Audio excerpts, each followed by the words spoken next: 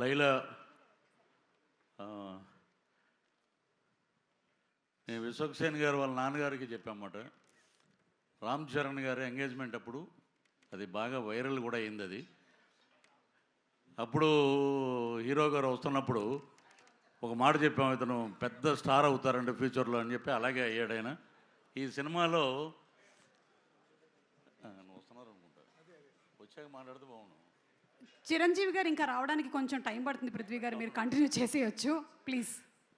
ఈ మా cinema director గారు రామ్ నారాయణ గారికి నిజంగా ఆయనకి కృతజ్ఞతలు తెలియజేయాలి. నేను పిలిపించి క్యారెక్టర్ అండి, మన అభిమన్యు సింగ్ గారు ఆపోజిట్గా మేకల సత్య అనే ఒక క్యారెక్టర్ అది.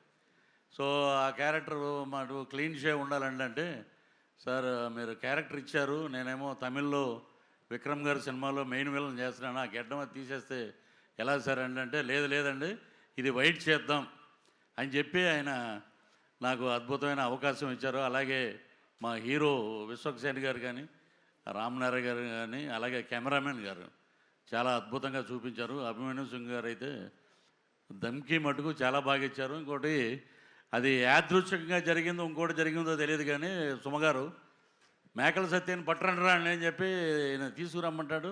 తీసుకెళ్ళి ఒక మేకలు ఉంటాయి గ్యాప్లో, షార్ట్ గ్యాప్లో ఎన్ని ఉన్నాయరా అన్న, ఈ ఒక 70 అండి, ఈ ఒక 80 అండి, 150 ఉన్నాయి మేకలు.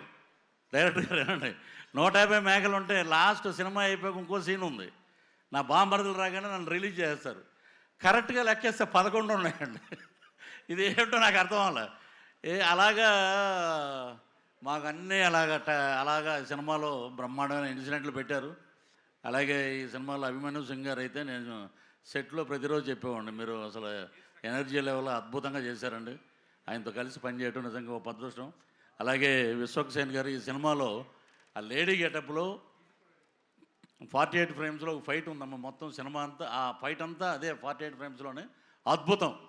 అది చూస్తే మటుకు ఫిదా మటుకు సినిమా మటుకు అద్భుతంగా పెద్ద హిట్ అవుతుంది. మాకు ఇచ్చిన అవకాశాన్ని వారికి మంచి భగవంతుడు ఆయురారోగ్య ఐశ్వర్యాలు, అలాగే డబ్బులు ఇవ్వాలని, బ్రహ్మాండమైన కలెక్షన్స్ రావాలని.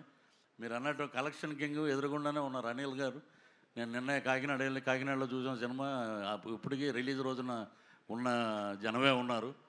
మా డైరెక్టర్ గారు ఇంకా అద్భుతమైన, ఇప్పుడు పెద్ద ప్రాజెక్టులోకి వెళ్ళిపోయారు కాబట్టి ఈసారైనా మేము మిస్ అవ్వకుండా మీ వెనకాల తిరుగుతామని చెప్పి మనస్ఫూర్తిగా కోరుకుంటూ, ఈ అవకాశాన్ని ఇచ్చినటువంటి బ్యానర్, ఈ ప్రొడ్యూసర్ గారికి అందరికీ మరొక్కసారి నమస్కారాలు తెలియజేస్తూ థ్యాంక్ యూ సార్.